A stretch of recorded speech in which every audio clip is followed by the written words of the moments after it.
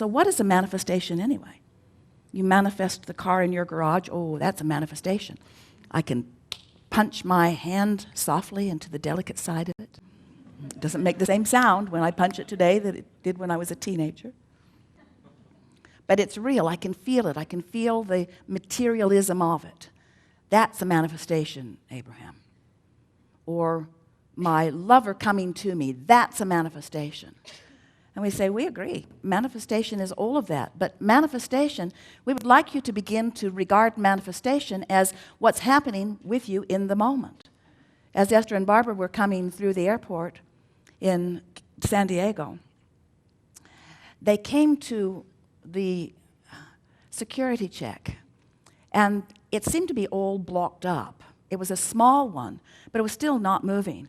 And the nice man, they were in the flyby lane at Southwest, and so they just sort of sailed by a lot of people. But then they came to the place, and the man took Barbara's and let her through, and then went like this to Esther. And Esther said, oh, no, you have to let me go with her, because she has to help me with my stuff. Because Esther has 14 things in her carry-on bag that all have to be taken out and inspected carefully because they are dangerous things. And then Barbara said to him, oh, please let me go without her.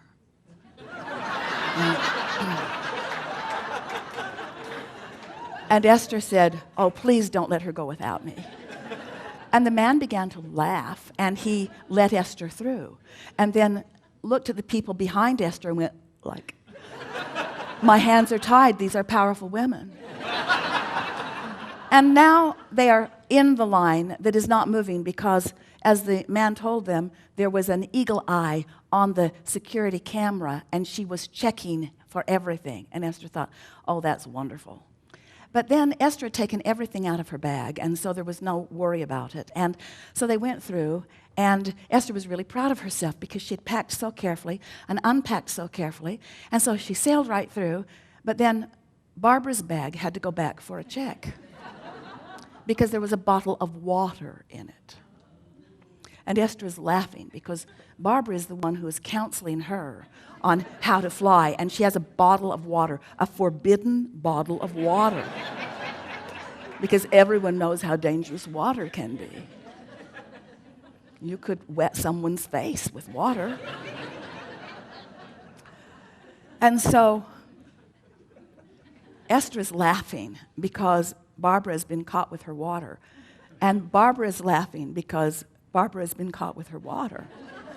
And the man offers to let them step outside and drink it as if it mattered. You can go back and start again if this water matters to you. And now they're all laughing, and then he takes her bag back through, runs it through again. And when he came back with the bag, Barbara is sitting at a table, putting her shoes on. And the man walked to another table, and Barbara said, wrong table.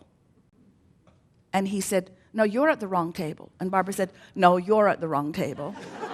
And he said, no, you're at the wrong table. And then he went to the table where Barbara was, and now they're all laughing.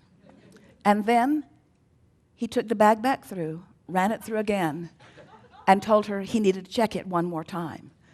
And both Barbara and Esther looked at him in surprise and amazement, and he said, gotcha.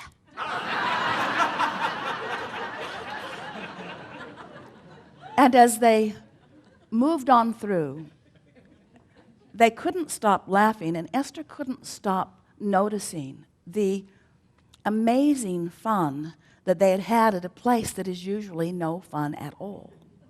In other words, that's a manifestation. It's a manifestation. What you're living in any moment is a manifestation. Manifestations surrounding you. The people you meet, manifestations. The way they play with you or not, manifestations.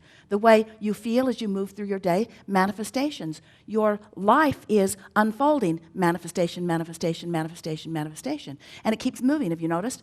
There it went again, there it went again, there it went again, there it went again, there it went again. So you have constant personal control over the manifestation of your moment. And what trips you up often is you're looking long-term where you have not enough power or not enough clarity, and letting the future, to which you have not enough answers right now readily available to you, concern you, where if you would just be present in the moment and be aware of the manifestation that's happening now and adjust your vibration accordingly. In other words, that little bit of fun got more fun started, and now they come to a place where there are two seats but not together. And what's sitting in the seat between the seats is a magazine and a cell phone. And so Esther is thinking, well, I'll sit on this side of the magazine and the cell phone, and Barbara can sit on the other side of the magazine and the cell phone. But Barbara is thinking, that's ridiculous. I'm going to move the magazine and the cell phone. So she did what Esther thought was a forbidden thing. She touched someone else's things and moved it to another seat and explained to the man who had told them that someone had been sitting there, well, now he sits here.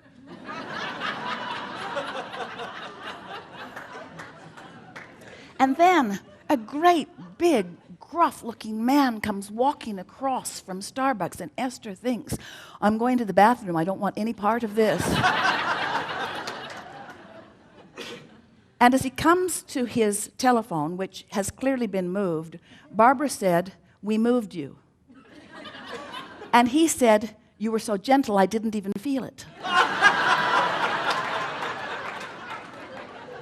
And Esther began to realize that now the momentum of fun was started. There was no ending to what the day was going to provide. In other words, you just can't get into a place where you're feeling good, where you're loving the people of your planet, where the people who want to play with you are coming to you.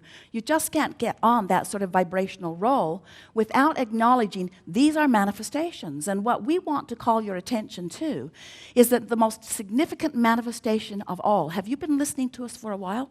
Some of you have for a very long while. And have you heard us say, yes, you've heard us say on endless occasions, because we say it every time we get together with you. We say it several times every opportunity we have. Everything that everyone wants or ever has wanted or ever will want is because they believe they will feel better in the having of it. They believe they will have a good feeling emotional response in the receiving of this other thing that they think they want. And what we want to convince you of is that what you want is the emotion. What you want is the good feeling. The other stuff's just the justification that you give for having it. In other words, I want prosperity because I will feel better, and I want a lover because I will feel better, and I want this because I will feel better. I want everything that I want because I believe I will feel better in the having of it, and I believe I will not feel good in the absence of it. But it is the emotion that is the primary manifestation. Hear that. Your emotion is your primary manifestation. And if you can hear that, if you can leave with that today, if you can know it in the way we know it, then you will have control of the only manifestation that matters, which is the way you feel. And when you get control of that one, you've got control of every other manifestation.